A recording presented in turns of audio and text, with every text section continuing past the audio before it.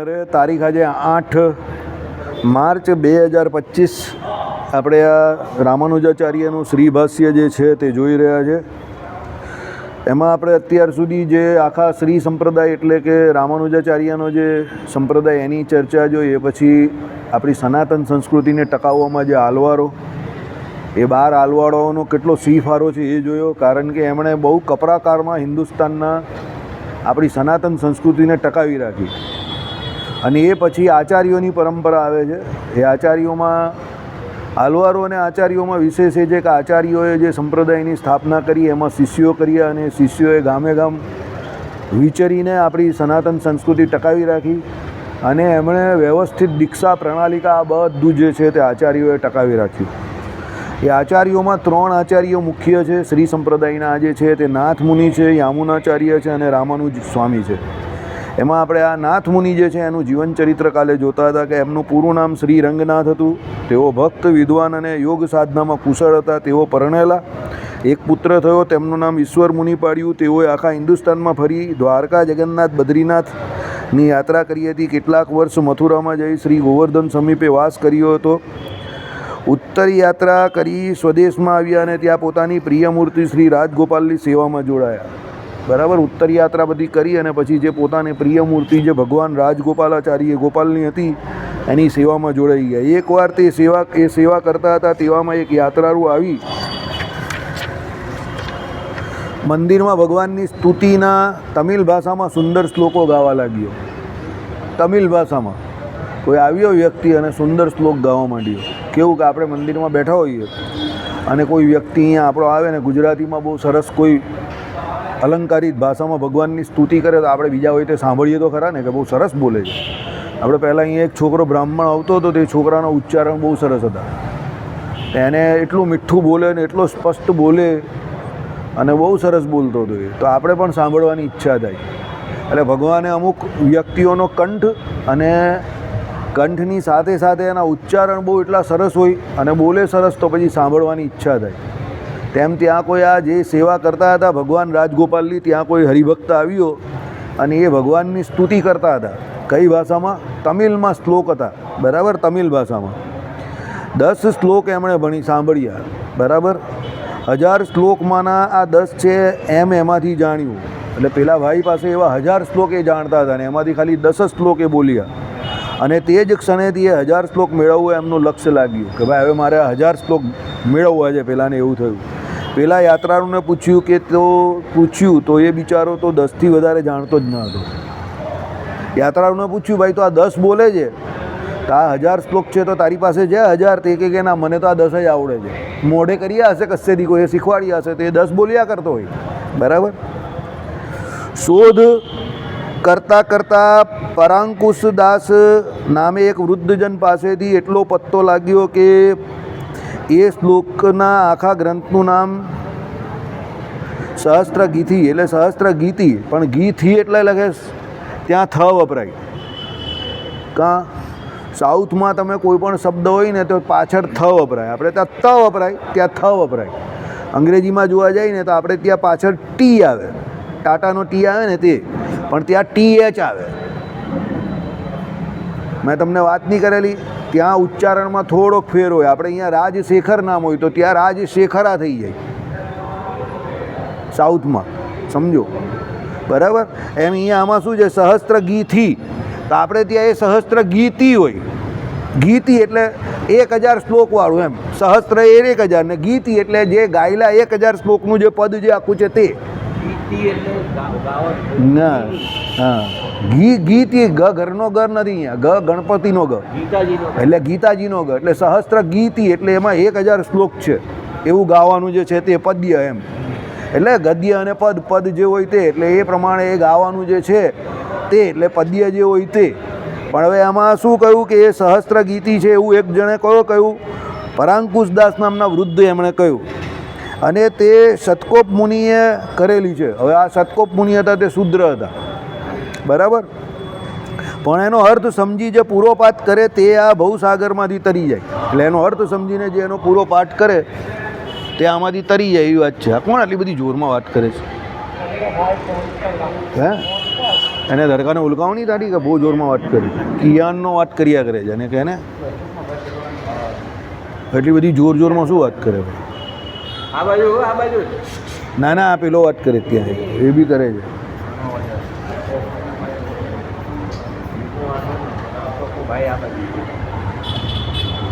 બરાબર એટલે એ સહસ્ત્ર ગીતિ સટકોપ મુનિએ રચી હતી અને એનો જે એમ કહે કે આખો પાઠ કરે સમજીને પૂરો પાઠ કરે તે ભવસાગરમાંથી તરી જાય છે એટલે એનો મોક્ષ થઈ જાય અને તેથી પ્રાકૃત લોકમાં એવી સમજણ પેસી ગઈ છે કે એનો પૂરો પાઠ કરે તે મરી જાય આપણે ત્યાં તો લોકો અવરું લેવામાં એક્સપર્ટ જ છે એટલે પૂરો પાઠ કરે ભવસાગર તરી જાય એટલે એનો મોક્ષ થઈ જાય એટલે લોકોને શું થાય કે મરી જાય આવું લોકો વિચારે સમજો હવે દાખલા તરીકે આપણે ત્યાં કોઈ વ્યક્તિ એવો હોય તો કોઈનો જીવ ઘટે નહીં જતો હોય કોઈનો જીવ જતો નહીં હોય અમુકનો જીવ તરત જાય નહીં કંઈ વાસના વાસના હોય ખડૂસ હોય અમુક મરે નહીં જલ્દી પછી સંતોની પધરામણી કરાવે લાલજીને પધરાવે બધું ઘણું બધું કરે એમાં કંઈક કોઈની કંઈ રેમ નજર પડી જાય તો ચાલ્યો જાય આપણા ગઢપુરમાં એવું હતું એ ઘરી વખત જ હતા એનો શરીરની છૂટતું હતું હવે એને વાસના શું હતી ખબર એને ગોપીનાથજી મહારાજનો હાર પહેરવો હતો બોલો હવે આ કેવી વાસના એ ગોપીનાથજી મહારાજનો હાર પહેરીશ પછી જ ધામમાં જઈશ શરીર જ નહીં છોડે હાલા કેટલા બધા પ્રયત્ન કર્યા કેટલું બધું થયું ખબર જ નહીં પડે એના ઘરનાને બધાને કે એમ કે આ તો હાલો હરિભગત છે દેહ કેમ નહીં છોડતો દેહ છોડે જ નહીં ગોપીનાથજી મહારાજ પછી ગોપાળન સ્વામીને બોલાવ્યો ગોપાળન સ્વામી કહે જાઓ ગોપીનાથજી મહારાજનો હાર લઈ આવો તો ગોપીનાથજી મહારાજનો હાર પહેરાયો ધર આમ જ કરીને પહેરાયો ભગત કામ પૂરું થઈ ગયું ગોપીનાથજી મહારાજનો હાર પહેરવો હતો ને તો પેલા એમ આંખથી ઇશારો કર્યો હા કરીને જેવો પહેરાયો તરત ધામમાં ચાલ્યા ગયા ગોપાળન સ્વામી કહે કે એને ગોપીનાથજી મહારાજનો હાર પહેરવાની આસક્તિ હતી કેટલી નાની બાબત છે હવે આ શુભ વાસના કહેવાય આ તો કે ભાઈ ગોપીનાથજી મહારાજનો હાર પહેરવો છે આ તો શુભ વાસના છે પણ વાસના તો ખરી ને તો દેહ નહીં છોડતો હતો બોલો એ છૂટતો હતો એનાથી હવે આપણે તો બધી જગતની કેટલી બધી વાસના છે બબો રહી ગયો ને બબી રહી ગઈ ને આને આપવાનું જ ને પેલાનું લેવાનું જ ને લિસ્ટ એટલું બધું લાંબુ નીકળે કે પેલો કંઈ જળ ભરતની એક મૃગલી હતી તેના 3 જન્મ થઈ ગયા અહીંયા તો બધી કેટલી મૃગલીઓ અંદર દોડતી હોય તો રામ જાણે સમજો વિચાર કરો કે આ તો સત્સંગનો જીવ તો જાગતો દાખલો છે કે એને એક આવી વાસનાથી દેહ નહીં છોડતો હતો બરાબર એટલે હવે આમાં પણ આવું જ થયું હવે આમાં શું થાય ગોપાળન સ્વામી જેવા કોઈ સમર્થ સંત હોય ને એને ખબર પડે દેહ છૂટી ગયો હવે આમાં આવું ઘણાનું એવું પણ થાય કે ઘણા એવું હોય કે ભાઈ સાધુ સંત હોય કે ભગત હોય સારા તો કોઈનો દેહ નહીં જતો હોય તો એના ઘરે જાય જનમંગળનો એક પાઠ બોલે એના ઘરના જે હોય એની સામે જ બોલે અને એના ઘરે જ કહે કે ભાઈ હું આ જનમંગળનો પાઠ બોલું છું તમારું જે દેવર સ્થાન છે એમાં ઠાકોરજીને પાણી ધરાવો પછી પેલો જનમંગળનો પાઠ બોલે ને પેલા ભાઈને જે નહીં જતા હોય એને પીવડાવી દે પેલો તરત ચાલ્યો જાય હવે એ હકીકતમાં પેલો તો પાઠ જ બોલ્યો હોય પણ ગામમાં સમાજમાં એની ઇમ્પ્રેશન કેવી થઈ જાય ખબર કે આ આવે છે ને વિકેટ પડી જાય છે એટલે વિકેટ નહીં પડતી હોય તો આને બોલાવવાનો એટલે પેલા બિચારાની ગામમાં એવી ઇજ્જત થઈ જાય કે આ વિકેટ પાડું બોલર છે હા એટલે આજ આવે એટલે વિકેટ પડી જાય હવે પેલો બિચારો ખોટો બદનામ થાય એ તો ત્યાં જઈને જનમંગળનો પાઠ જ બોલતો હોય હવે પેલો નહીં જતો હોય તેમાં એ પેલો હવે કહેવું શું જોઈએ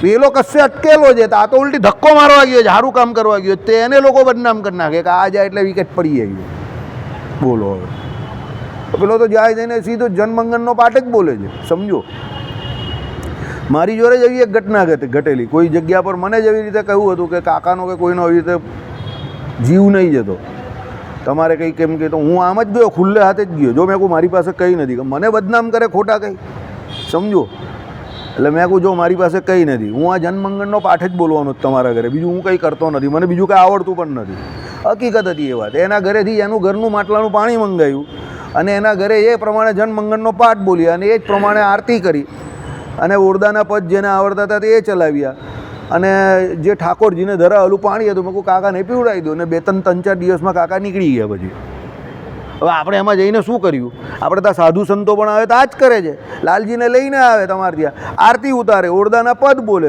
બહુ સમય હોય તો કોઈ વખત ચેષ્ટા પણ બોલે અને પછી જે એનો પ્રસાદ હોય તે બધાને આપે ને પેલો જેનો જીવ નહીં જતો એને પણ આપે ને પછી પેલો આ લોક છોડીને ધામમાં જાય કે જાય તાક પણ જાય ખરો દેહ છૂટે ખરો એનો સમજો હવે જે જાય હે દાન એના હાથે કરાવે એમ. એને શરણાગતિ આપે. અમુકે શરણાગતિ નહીં લીધેલી હોય તો એને હવે અમુકે કંઠી નહીં પહેરેલી હોય, શરણાગતિ નહીં પહેરેલી હોય, વર્તમાન નહીં ધરાવેલો હોય તો એને ત્યાં જઈને વર્તમાન ધરાવે, સમજો, કંઠી બંઠી પહેરાવે, પછી એને શરણાગતિ તરીકે શરણાગત તરીકે ભગવાનના સ્વીકારી લે, એટલે પછી એનું કંઈક સારું થાય ને આ શરીર છોડે. મારા એક મિત્રના ફાધર હતા, એને જેવું હતું. હવે એના ઘર અહીંયા ગોળ શેરીમાં રહેતા હતા, તમે એને ત્યાં વાંચવા જતા હતા. એના બાપાની ઉંમર માન 52-55ની જતી ત્યારે, અને એમને શુગરને કારણે પહેલાં પગ કપાવેલો અહીંયા અશક્ત આશ્રમમાં જ પ્રફુલ્લ પટેલ પાસે. અને પછી એને બહુ હેરાન થઈ ગયા, અને પછી એ શરીર છોડવાનો સમય આવ્યો. તો એના ઘરેથી એની બાનો ને બધાનો ફોન આવ્યો. મેં કહું બોલો માસી. એ કહે કે આવું છે એના પપ્પાને. હવે કંઈક ઘરની કોઈ સાધુ સંતો આવે તો આપણા રાંદેર મંદિરમાં વિષ્ણુ સ્વામી હતા ને, એની પાસે હું પહોંચી ગયો. તો વિષ્ણુ સ્વામી તો ગાડી પર બી બેસી જાય, તો હોન્ડા પર બેસી ગયા ને લાલજીને લઈને. રસ્તામાંથી માળીની દુકાન પરથી આપણે ફૂલ હાલ લીધા. વિષ્ણુ સ્વામીને કહ્યું કે વિષ્ણુ સ્વામી જે કંઈ થાય તે તમે કરો. હવે વિષ્ણુ સ્વામીએ એમને જે કંઈ ફાવતું હતું એ પ્રમાણે આરતી ઉતારી, લાલજીને પ્રસાદ જે હતો તે ધરાવ્યો, કંઈ સાકર બાકરનો હાર બાર ફૂલ બૂલ આપણે લઈને ગયેલા એ ધરાવ્યો, અને બધાને જે કર્યું તે કર્યું. અને 6 વાગે અમે સાંજે ગયા. હું મને કમને ગયેલો, કારણ કે મારા મંદિર આવવાનો ટાઈમ, એટલે મને એમ કે કાલે જઈશ. તો સાંજે 6 વાગે પછી પેલા બહુ આજીજી કરી, તો હું મને કમને ગયો. હું ચોખ્ખું કહું, મને કમને ગયેલો. બરાબર. મને છેલ્લે એવું થયું કે ચાલ હવે એના ઘરનું ખાધું પીધું છે ને જુવાનીમાં, તો જઈએ. કાકાએ આપણે બહુ ખવડાવ્યું પીવડાવ્યું છે, એને મારી પર બહુ લાડ હતો, તો ગયો લઈને. આવી રીતે મને કમને જ લઈ ગયો. બીજે દિવસે સવારે 6 વાગે એના ઘરેથી ફોન આવ્યો, કાકા ચાલ્યા ગયા. હું બીજે દિવસે સવારે 8 વાગે વિષ્ણુ સ્વામીને લઈ જવાનો હતો. બોલો, ભગવાનને ઓળખીને કહું. મને પેલો કાકો યાદ આવ્યો તો મને થયું કે ચાલ મંદિર થોડો મોડો જાઉં ને વિષ્ણુ સ્વામીને રાંદેર મંદિર નજીક છે તો પકડીને લઈ જાઉં. અને ભગવાન કરે વિષ્ણુ સ્વામી પણ મળી ગયા, તરત જ મળી ગયા. મને કે એવું હોય તો તરત જ જવું જોઈએ આપણે, ને તરત ગાડી પર હોન્ડા પર જ બેસી ગયા મારી. બોલો. ત્યારે બીજે દિવસે હું જ્યારે નનામી ઉચકવા ગયો ને એમની, ત્યારે મેં કાન પકડા કે આવા કામમાં કોઈ દિવસ આળસ નહીં કરવી. અમારા જીવનનો અનુભવ. બરાબર. એટલે ઘણી વખત શું હોય કે તમને આમ અમુક આજનું કામ કાલનું કામ પરમ દિવસે કરવાની આદત હોય. અમારા જેવા વૃષભ રાશિવાળાને વધારે. અમે લોકો બહુ બિંદાસ. પેલો કે હા તારીખ કઈ છે જોઈ લે નહીં, પેલો કહે કે 20 તારીખ છે, જજેની 18મીએ ભરવા, કોણ કંઈ કરવાનું છે. 18મીએ પછી સટલ પડી જાય ત્યાં, અને આપણે તવાઈ આવી જાય. થાય ને વિજયભાઈ એવું અમને એવું ખાસ થાય. એટલે આના જેવા જોઈએ મને માણસ થોડાક ધંધોળવાળા. ચાલ નવરોજ તો કામ કરી નાખ નહીં એમ કંઈ. બરાબર. એટલે આ ધંધોળિયા કરે મને, એટલે હું કામ કરું. બાકી હું ભેંસ જેવો માણસ. વૃષભ રાશિનું સાઇન શું છે? ગોધો. ગોધો એટલે બળદ. બળદ કેવું હોય? આમને આમ પડી જ રહી ગામમાં, મોડામાંથી લાર પડે કે ગમે તે, કોઈ 2 તમાચા મારે તો બી ઊભા રહે. એટલે અમે લોકો એવા જ. પણ કોઈ ધંધોળે તો કામ કરીએ પાછા. મૂળ આળસ નહીં, પણ એમ પેલી પ્રકૃતિ એવી કે ભાઈ થાય છે, જવાય છે, અવાય છે, સમજી ગયા. એટલે આવું થાય. હવે આમાં એવું નથી હોતું, સમજો કે જે હવે વિષ્ણુ સ્વામી જે આવ્યા તો એમણે તો સારું કામ કર્યું ને, પેલાને વર્તમાન ધરાવ્યો, એ કંઈ સત્સંગી નહીં હતા, સમજો. પણ આજે એ માણસની ગતિ તો સારી થઈ, ને મને પૂરેપૂરો વિશ્વાસ છે કે એના પછીનો જન્મ એમનો જ્યાં કંઈ થયો હશે તો સત્સંગીના ઘરે થયો હશે. કારણ કે એણે એ જન્મમાં તો કંઈ ભજન કરેલું નહીં હતું, પણ આ છેલ્લી ઘડીએ આપણા જેવા કોઈ અંગુ મંગુ ચંગુને એણે કંઈ પહેલાં કંઈ જે કંઈ દાળ ભાત શાક રોટલી કે જે કંઈ એના ઘરનું ખાધેલું હતું તે એને છેલ્લે કામમાં આવી ગયું. એટલે ભગવાન કહીને હરિભક્તે કંઈ ખાધેલું હશે તે બી તમને ફાયદો થશે. સમજો, ભગવાન કે ભગવાનનો ભક્ત એમને એમ કંઈ ચોપડામાં નહીં લખ્યું. આપણે ઘણી વખત ચોપડામાં વાંચીએ છીએ કે આવડું ચોપડામાં કે ભાઈ એ તમે અનુભવ સિદ્ધ છે, જોવો તમે. હવે એ સત્સંગી નહીં હતા, પણ હું તમને ગેરંટેડ એના ઘરે રાત્રે 11 વાગે મને રસોડું ચલાવવા દીધું છે ને. બોલો, હું વાંચવા જતો હતો ને, આપણે નાના હોઈએ ને ત્યારે ભૂખ બહુ લાગે. હારી અત્યારે લાગે તો ત્યારે કેટલી લાગે? તો રાતે 11 વાગે મને ભૂખ લાગે ને, તેના છોકરાને કહું બહુ ભૂખ લાગી છે. તો કે ભૂખ લાગે તો અત્યારે 11 વાગે શું કરીએ? હું તો આ બટાકા છે. તે કે બટાકા તો હોય જ ને એમ કહે. તો નીચે જઈને બટાકાની કાતરી બનાવી અને અમે બધા 11 વાગે ખાઈએ. એના બાને બાપાને ખબર ઉપર. તેના બાપા કે પૂછે રાત્રે સુગંધ મસ્ત આવતી હતી, બહુ બટાકાનું શાક બનાવેલું. તે કંઈ બનાવી દેવાનું, કોઈ ચિંતા નહીં. સમજો, હવે ભણતા હોય ત્યારે ભૂખ લાગે જ તમને. તમે કહો કે રાતે 11 વાગે ખાવાનો ટાઈમ છે, હવે એ ટાઈમ તો એવું જ હોય. કારણ કે 7 વાગે 6 વાગે પેલું પરીક્ષામાંથી આવે એવું ટાઈમ મળ્યો નહીં હોય. તો રાતે ભાઈ પહેલાં એમ કે ચલાવી લઈએ, પણ પછી તો ભૂખ લાગે. હવે ઘરમાં હોય તો કોઈ આપી દે, તો બહાર થોડો કોઈ બીજાના ઘરે થોડો કોઈ આપે. હવે એના ઘરે મને રસોડું ચલાવવાની છૂટ આપતા હતા કે ભાઈ તારે રસોડું ચલાવવાનું. એની બાને ખબર કે આને આવડે છે, બરાબર. તો એ એને છેલ્લે અંતકાળે ફર્યું. સમજો, બરાબર. એટલે કહેવાનું તાત્પર્ય શું છે, કોઈ કાર્ય કોઈ વ્યક્તિ કરતો હોય તો એની છાપ એવી નહીં બનાવવી જોઈએ કે સમજો એ કામમાં એ તો બિચારો લોકોનું સારું કરવા માટે એ કરે છે. વિષ્ણુ સ્વામીએ જે કર્યું તે સારું કર્યું હતું યાર, એમ એણે કંઈ વિકેટ નહીં લીધી, પણ પેલા ભાઈને ધક્કો મારી આપ્યો કે હવે એ સત્સંગીને ત્યાં કે વર્તમાન ધરાવ્યો તેની ગતિ સારી થઈ. એમાં આવું છે કે ભાઈ જે પેલું સટકોપ મુનિએ સ્તોત્ર 1000 પદવાળું જે સ્તોત્ર બનાવેલું એ જે કોઈ ગાય શ્લોકના અર્થ સહિત સમજીને એ ભવસાગરમાંથી તરી જાય. હવે એમનું તો કરવું સારું હતું, ભગવાનનું શરણાગતિનું સારું પદ હશે, પણ પેલા લોકોને શું થતું હશે કે ભાઈ આ જે ગાય તે બધા મરી જાય છે એમ. હવે મરવાના તો છે જ બધા એના સમય પર, કોણ અહીંયા અમર છે સમજો, પણ લોકોમાં આવું બધું બહુ થઈ જાય. બરાબર. ચાલો, એટલે શું કહ્યું કે ભાઈ પ્રાકૃત લોકમાં એવી સમજણ પેસી ગઈ છે કે એનો પૂરો પાઠ કરે તે મરી જાય. આથી એ પુસ્તકને જળ શયન કરાવવામાં આવ્યું છે, એટલે એ પુસ્તકને જળ શયન કરાવી નાખ્યું. બરાબર. પણ માત્ર 10 શ્લોક પાછળ રહી ગયા છે. એના કર્તાની મૂર્તિ અમુક સ્થાને છે, તેની પાસે બેસી એમના શિષ્ય મધુરક વિકૃત અમુક શ્લોક મંત્રનો 12,000 જપ કરે તો એ મહાપુરુષનો સાક્ષાત્કાર થાય ઇત્યાદિ. એટલે એમના શિષ્ય જે છે તે જઈને એમ કહે કે ત્યાં જઈને કોણ એમના શિષ્ય આ એમ કહે કે મધુરક વિકૃત અમુક શ્લોક મંત્રોના 12,000 જપ કરે તો શું થાય, પેલા મહાપુરુષ જે સટકોપ મુનિ જે ચાલ્યા ગયેલા એનો સાક્ષાત્કાર થાય. પહેલાંના સમયમાં છે ને ઋષિઓ બહુ પાવરફુલ હતા. જે લોકો દેહ છોડી દે ને એની પાસે કંઈ શીખવાનું હોય ને તો એ લોકો એના આત્માને પાછા બોલાવી શકતા હતા. સમજો, એ પણ વિદ્યા છે વ્યવસ્થિત, અને એ તો પશ્ચિમવાળા પણ માને છે. ખબર વચ્ચે પેલી વાટકી ફેરવવાળું આવતું હતું, બહુ ચાલતું હતું એ, ખબર છે? અમે લોકો પણ કરતા હતા કોલેજ ડેઝમાં. સમ સ્પિરિટ સુત કમ ને આમ કરીને બધું ગોઠવી અને પેલી વાટકી ફરતી હોય આખી રાત્રે અંધારામાં. રિયલી ફરે આખી. હા, આત્મા બોલાવે. આત્મા અમુક વખતે આવે પણ ખરી, રીતસર આવે, અને એ ગોળ ગોળ ફરે વાટકી એમ. પછી તમે એને સવાલ પૂછો કે ભાઈ આ કામ છે તો તમે આ કામ જાણો છો, તો એ યશ તરફ જાય. આમ તમારી આંગળી હોય તો વાટકી આમ રીતસર યશ તરફ જાય, એટલે એ જાણે છે. પછી તમારે એને વિકલ્પો આપવાના. એ આત્મા જેટલી હોશિયાર હોય એ પ્રમાણે એ જવાબ આપે. સમજો કેમ? કેશુ સ્વામી કહેતા હતા કે એ છે ને બ્રહ્માંડમાં ઘણા બધા જીવાત્માઓ ફરતા જ હોય, અને આવી રીતે તમે કંઈક બોલાવો કે એવું કંઈક કરો ને એકાંત જગ્યા હોય તો એ આવી જાય. એમ કે એને આવું હોય તો આવી જાય, એવું કંઈ નથી કે ના આવે. પણ હવે એ કેવી છે એની પર આધાર છે. જેમ અત્યારે આપણે બધા માણસ સારા થોડા મળે છે, ધંધો કરવા જઈએ તો કોઈ ખરાબ બી મળે છે ને, બૂચ મારવાવાળા, પણ સારા માણસ પણ હોય છે. ઝીણાભાઈ લોખંડવાળા જેવા કે ભાઈ ₹1 વધેલો હોય તો છોકરાના ખિસ્સામાં મૂકીને આપે કે ₹5 તું વસ્તુ માંગવા આવેલો પણ એ ₹3.75 જ છે. જો આ ₹1 વધ્યો મમ્મીને કહેજે કે આ ₹1 ઉપલા ખિસ્સામાં મૂકેલો, એમ કરીને ઝીણાભાઈ લોખંડવાળો ખિસ્સામાં પૈસા મૂકી આપે. આ અમારો અનુભવ પોતાનો. ભાગોળે રહેતા હતા ને પહેલાં ફળિયામાં, તો ઘરેથી કંઈ મંગાવે તો શું કહે ઘરેથી, ઝીણાભાઈ લોખંડવાળાની દુકાને જઈ આવો. નાના છોકરાને પણ કહે, નાના છોકરાને પણ એ ન બનાવે એવી એની શાખ હતી માર્કેટમાં.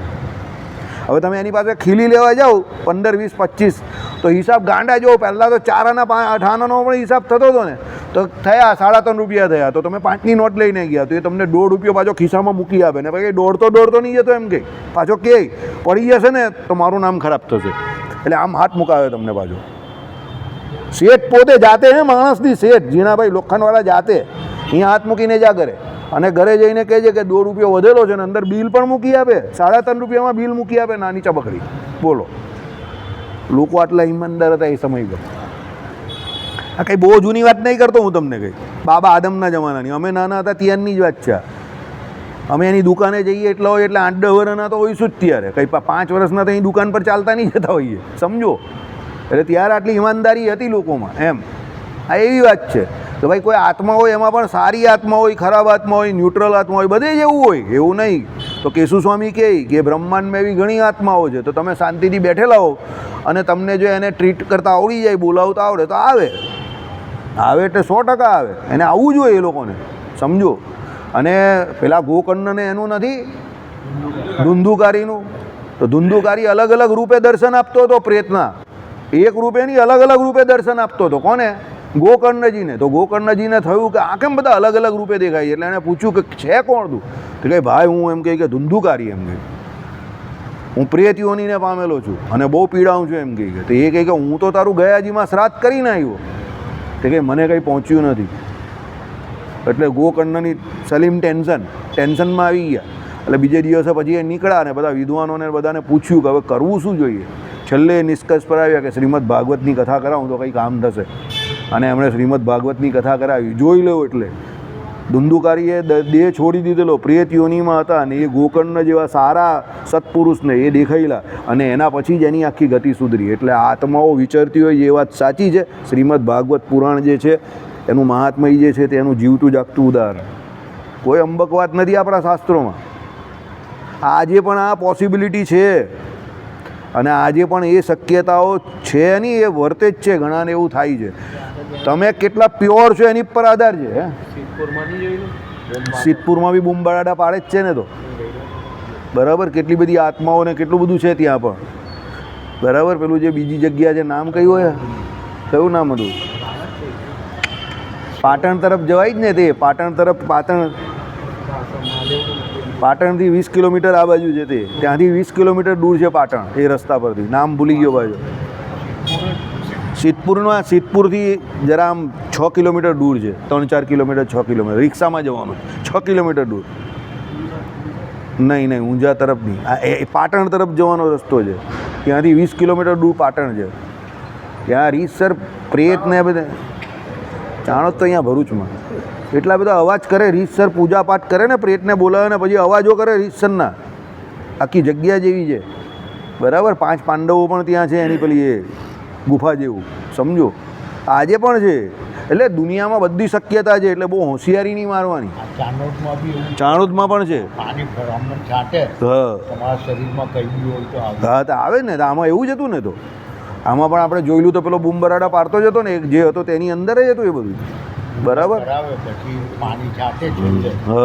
આવે એ આવે 100% આવે.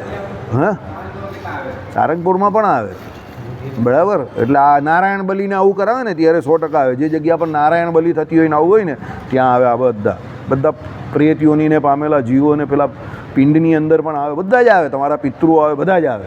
સારા પિતૃ હોય તે પણ આવે, ખરાબ હોય તે પણ આવે. અમે અમારી મમ્મીનું શ્રાદ્ધ કરાવવા બેઠેલા, તમારી બાજુવાળો જે બેઠેલો તે એના ઘરેથી જે એને લાવવાનું કહેલું, પેલા કોઈ કે કંઈક આત્મહત્યા કરી શકે, તેનો આખો જે પિંડ હતો તે કાળો પડી ગયેલો, આખો કાળો થઈ ગયેલો, સમજો. તો આપણા સંપ્રદાયની જે કરાવે છે બ્રાહ્મણ ભૂદેવ, ત્યાં બધી આ વિધિઓ એ ચોખ્ખું બોલ્યા કે પ્રેત યોનીને પામનારા જીવ પણ 3-4 પ્રકારના નહીં, ઘણા બધા પ્રકારના હોય છે. અમારી વિધિ બહુ શાંતિથી પૂરી થઈ ગઈ ને ખાવા પીવાનું ને બધું અમને લહેર લે કે મારી બાએ બધાને જિંદગીભર ખવડાવી પીવડાવેલું જ હતું. એટલે મને ખબર હતી ખાવા પીવાની કોઈ તકલીફ નહીં પડશે, સમજો. અમને તે દિવસે ત્યાં પણ મિષ્ટાન મળ્યું અને આગલે દિવસે પણ મિષ્ટાન મળ્યું અને અમારા દિવસ બી બધા સારા ગયા. અમને કશે કોઈ તકલીફ નહીં પડે. પેલો જે વસ્તુ લાવેલો આખો કાળો પડી ગયેલો. પછી પેલા મહારાજે કહ્યું એમને કે તમારા જે હતા તેનું જરા એવું હતું એટલે એવું થયું છે, પણ કંઈ નહીં, હવે એમને ગતિ સુધારી આપી, મોકલી આવ્યા અહીંયાથી, સમજો. એટલે બધી શક્યતાઓ છે. શાસ્ત્રોમાં લખેલા એક વાક્યો સાચા છે. શ્રદ્ધા રાખવી પડે.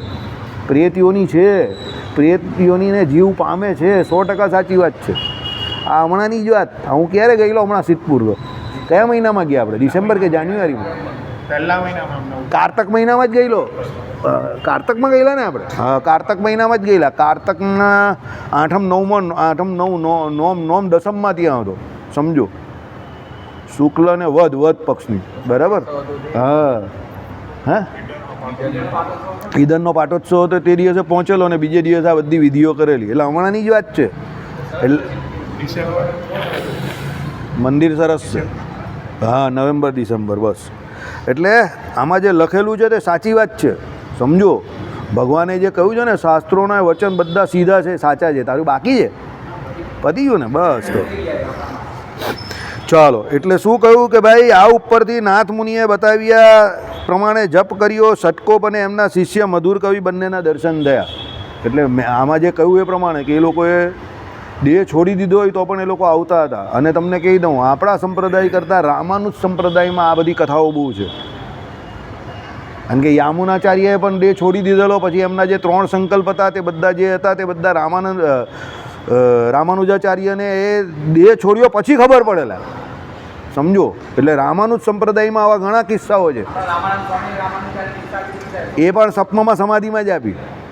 એટલે રામાનુજ સંપ્રદાયમાં આવા કિસ્સા બહુ વધારે છે. આપણામાં થોડાક હશે પણ એટલા પ્રકાશિત નથી, હોય તો ખરા જ, સમજો. એટલે આપણે અંબક લાગે વાત કે પેલો દેહ છોડી જાય પછી કઈ રીતે આવે એમ આપણે એવું લાગે ને. પણ રામાનુજ સંપ્રદાયમાં આવા ઘણા કિસ્સા છે, જો આમાં લખેલું જ છે. આ લોકો દેહ છોડી ગયેલા પણ પેલા સ્તોત્રનો જપ કર્યો એટલે બંને આવ્યા. કોણ? સટકોપ મુનિ અને મધુર કવિ બેવ આવ્યા. સાંભળો, દેહ છોડી ગયા છે ઓલરેડી, પછી પણ આવ્યા. બરાબર, ચાલો. એટલે શું કહ્યું કે પાછું એકવાર વાંચું છું, સાંભળો. તેની પાસે બેસી એમના શિષ્ય મધુર કવિકૃત અમુક શ્લોક મંત્રના 12,000 જપ કરે તો એ મહાપુરુષનો સાક્ષાત્કાર થાય ઇત્યાદિ. બરાબર, આ ઉપરથી નાથ મુનિને બતાવ્યા પ્રમાણે જપ કર્યો. એટલે નાથ મુનિએ જપ કર્યો. મધુર કવિ જે છે એની પાસે ઊભા બેસીને 12,000 સ્તોત્રનો જપ કરે તો આવે. બરાબર, એટલે 12,000 જપ કર્યા. એટલે સટકોપ મુનિ અને એમના શિષ્ય મધુર કવિ બંનેના દર્શન થયા. સટકોપ મુનિએ એમને માત્ર સહસ્ત્ર ગીથી જ નહીં પણ સમસ્ત અલવારોનો તમિલ ભાષામાં રચાયેલો પૂર્વોક્ત મહાન ધર્મગ્રંથ દિવ્ય પ્રબંધ નામનો તે એ પણ એમને આપ્યો.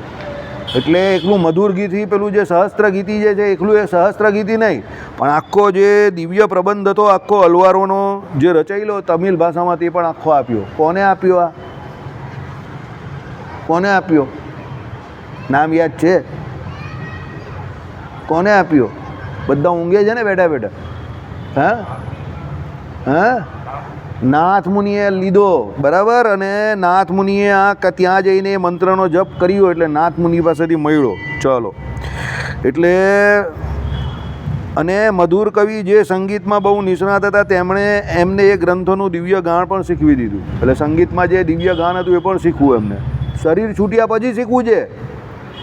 આમી જો તુમારા જ એની જેમ. બરાબર, એટલે આપણે ફિલ્મોમાં જે લાગે છે આપણે બધું એવું લાગે છે કે આ બધી અંબક વાત છે પણ એ ફિલ્મોવાળા બધા હું તમને વારે વારે કહું છું આપણા શાસ્ત્રોમાંથી જ બધી કહાની ઉઠાવે છે.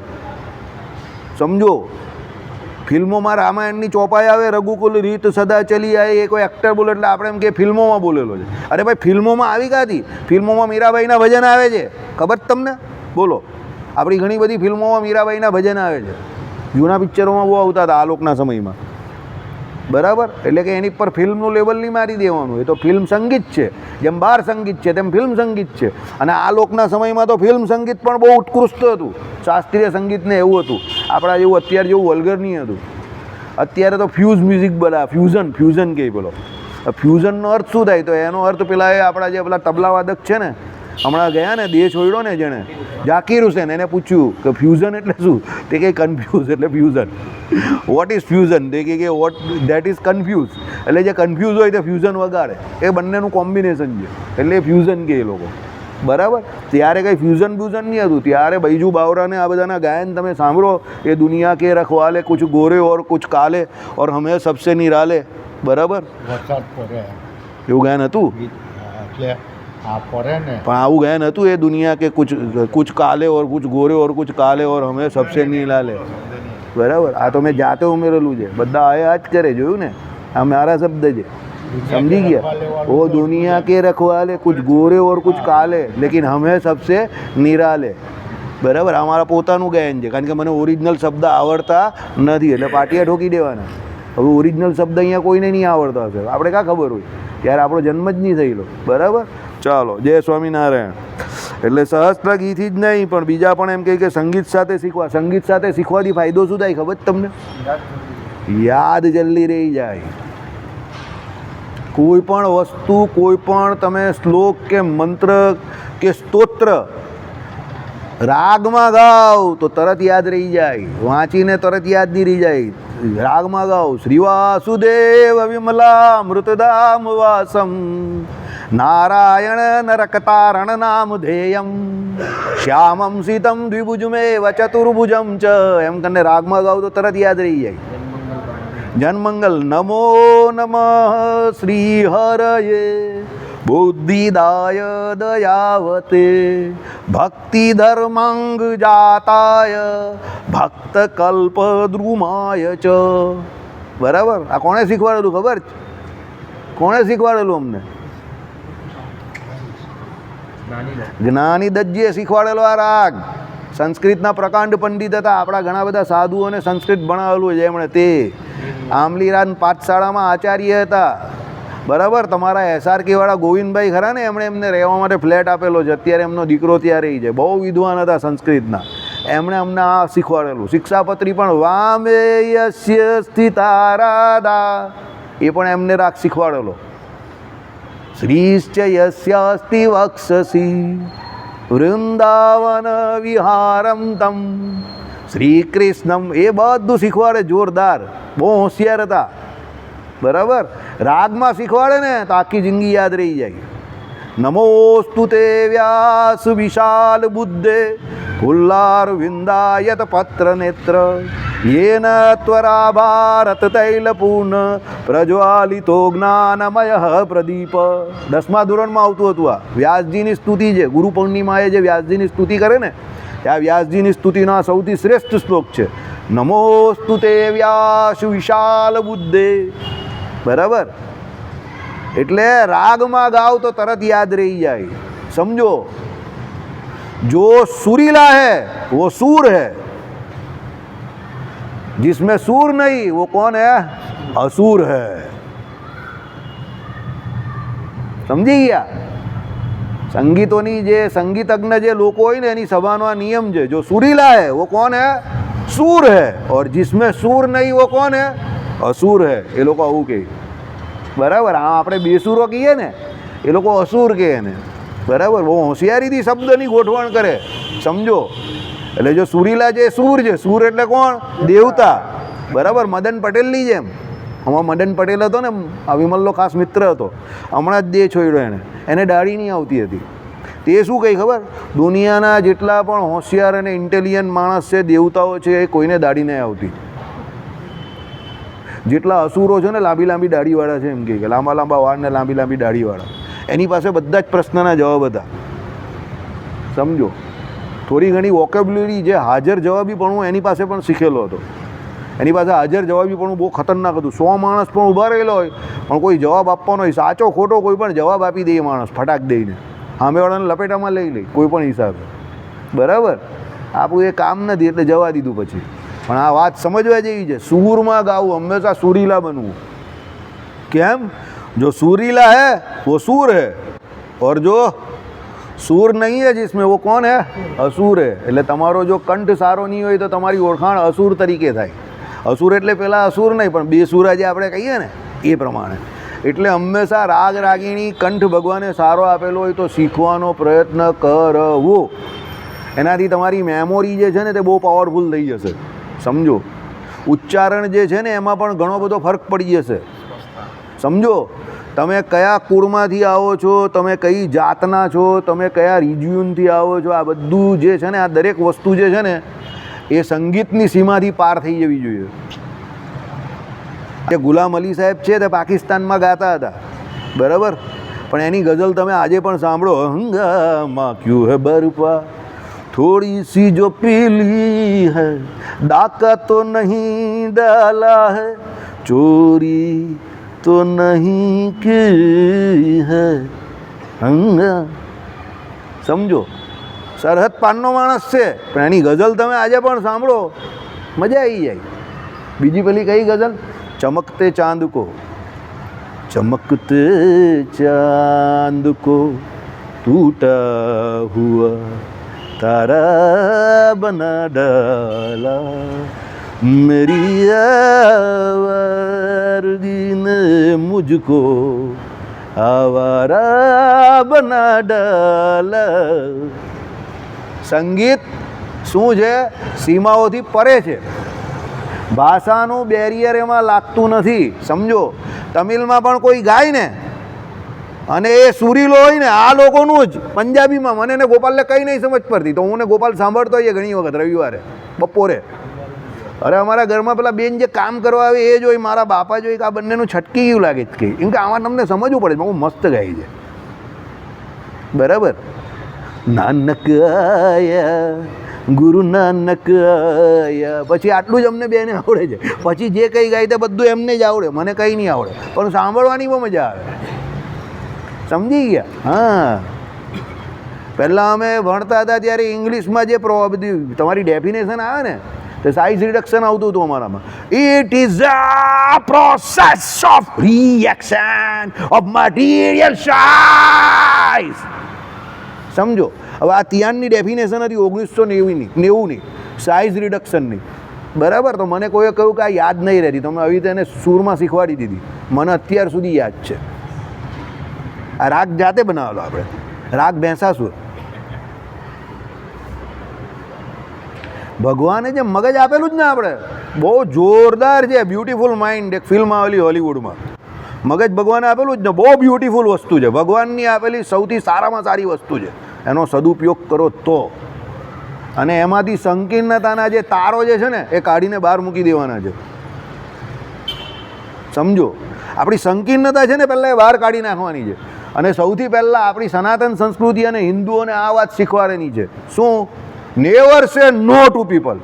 આપણા ઘરમાં જો આપણો છોકરો કંઈ પણ કહે ને, પપ્પા આ કરવું છે, આ નહીં કરવાનું, આ આપણે નહીં ચાલે, આપણે ના જ પાડીએ બધામાં. જોજો, એક અંગ્રેજીમાં એક બુક આવેલી, how many times you are saying no to your child or to your children, એવી કઈ બુક હતી. તમે આખા દિવસમાં તમારા છોકરાને કેટલી વાર ના કહો છો એ જોવો. તમે ઘણી બધી વખત ના કહેતા હશો. એનાથી શું થઈ જાય ખબર? તમારો છોકરો 18-20 વર્ષનો થશે ને તો નાની દુકાન થઈ જશે, આખો હોલસેલર નાનો થઈ જશે. એને દરેક જગ્યા પર શું થઈ જશે ખબર? આ મારાથી નહીં થાય, આ મારાથી નહીં થાય. એટલે એની પાસે કરવાની જે વસ્તુ હશે ને ડૂઝ એન્ડ ડોન્ટ્સમાં, એ બહુ ઓછી બચેલી હશે. તમે જે કર્યું એને, એમાં તમે જ જવાબદાર. એટલે એ પછી શું, મારાથી એ 3-4 વસ્તુ થઈ શકે, તું એમાંથી કંઈ કરીશ તો વાંક કોનો છે? તમારો વાંક છે. સમજો. એને કરવા દેવું, એ નિષ્ફળ થાય ને એને નિષ્ફળ થવા દેવું. એ નિષ્ફળ થશે ને એ પણ સૌથી મોટો એની લાઈફનો અનુભવ છે.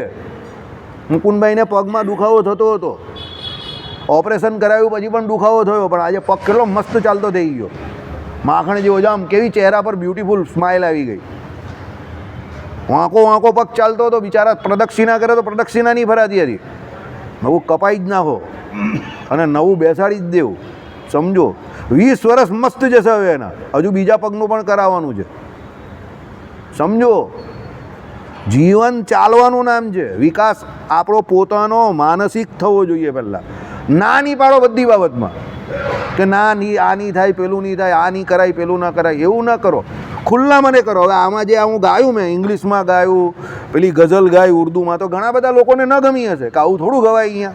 સમજો. પણ એ લોકોનો વિચાર છે, મારો વિચાર નથી એવો. હું સંગીતની કોઈ સીમા માનતો નથી. સમજો.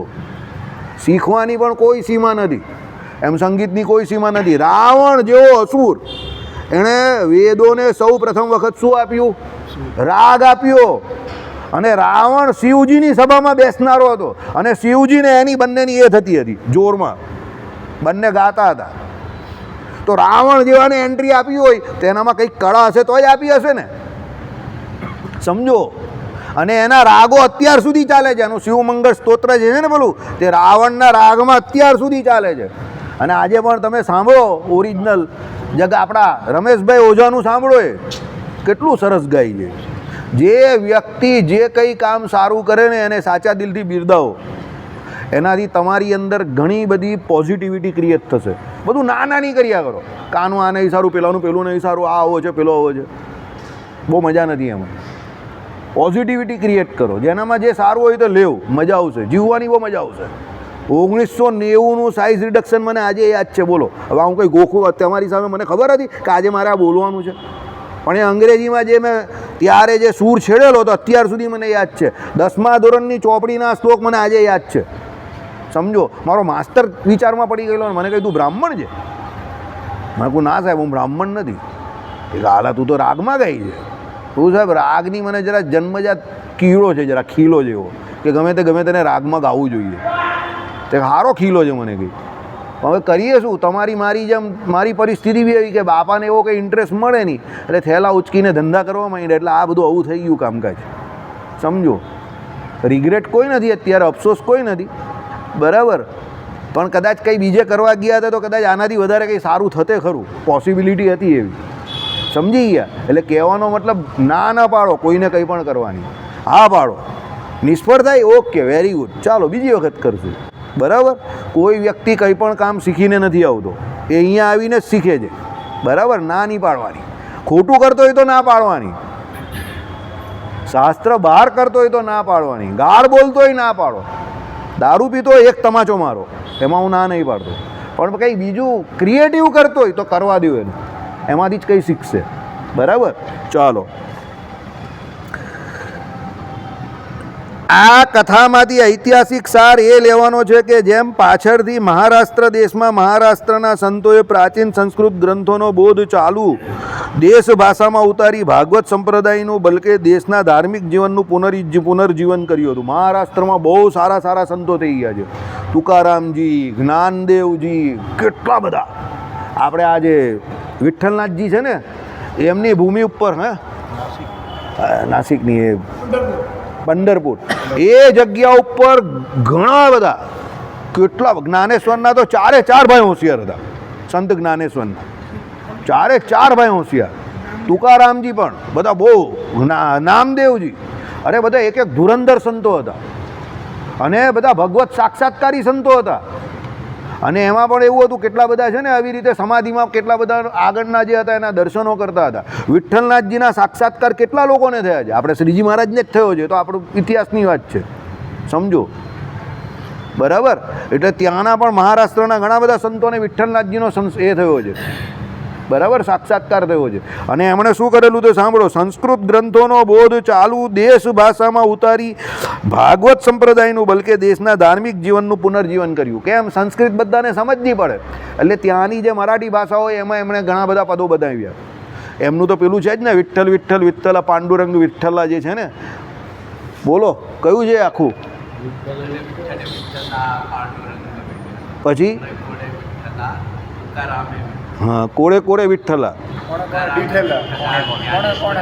હા, બરાબર. આ જો ત્યાંની ભાષામાં છે. કોઈ દિવસ પ્રાકૃત ભાષાને કોઈ દિવસ નીચી નહીં સમજતા, ગુજરાતી ભાષાને નીચી ના સમજતા. અત્યારે આપણા છોકરાઓને ગુજરાતીમાં જ સમજ નહીં પડતી, એ બહુ મોટી તકલીફ છે. સંસ્કૃતની તો બરાબર છે, પણ ગુજરાતી ભાષાને કે તમારી જે રિજિયોનલ લેંગ્વેજ હોય, હિન્દી, ગુજરાતી, એને નીચી નહીં મારતા. તમારે જે સમજવાનું છે તે ગમે એટલી અઘરી ભાષા હશે, પણ તમારે એને રિજિયોનલ ભાષામાં સમજશો તો જ સરળ પડશે. હું આજે પણ તમને કહું, દેશમાં ડૉક્ટરી અને એન્જિનિયરિંગ બંને જો રિજિયોનલ ભાષામાં શરૂ થઈ જાય ને, તો બંને લાઈન બહુ ઉત્કૃષ્ટ થઈ જાય. 15-20 વર્ષ જૂનો આઈડિયા છે. હવે એ લોકો થોડું કરતા ગયા છે. મધ્યપ્રદેશમાં ને અમુક સ્ટેટમાં એ લોકો એ પ્રમાણે કરે છે કે આપણી ગુજરાતી કે હિન્દી કે મરાઠી કે જે ભાષામાં હોય એમાં ડૉક્ટરી ને એન્જિનિયરિંગના ચોપડા હોવા માંડ્યા. રિજિયોનલ ભાષામાં કરે તો પહેલાંની બહુ સરળતા આવી જાય. આ લોકોને જ પૂછો, પહેલાં 6 મહિના વર્ષ એ લોકો એન્જિનિયરિંગમાં શું ભણે, પહેલાં 2 સેમિસ્ટરમાં બધું અટ્ટેકટ્ટે જ ચાલતું હોય, કંઈ ખબર જ નહીં પડે. પેલો માસ્તર આવીને ભણાવીને ચાલ્યો જાય, આપણે ફાફા માર્યા કરવાના, કારણ કે આપણે ભાષા જ નહીં ખબર પડે, સમજો. એટલે પ્રાકૃત ભાષા બહુ જરૂરી છે. અઘરી વસ્તુ બહુ સરળ થઈ જાય, તમારો સમય બહુ બચે, માથાનો દુખાવો ઘટી જાય. બરાબર. ને વિદ્વાનની વિદ્વત્તા એમાં જ છે, અઘરાને સરળ કરવાનું છે. સરળને અઘરું કરે એ વિદ્વાન નથી, એ તો પથ્થર છે, સમજો. અઘરાને સરળ કરવાનું છે. સામાન્યમાં સામાન્ય જન સુધી જે સાર છે તે પહોંચાડવો જોઈએ. રામાનુજાચાર્યએ શું કરેલું? પેલા બુરજ પર ચડીને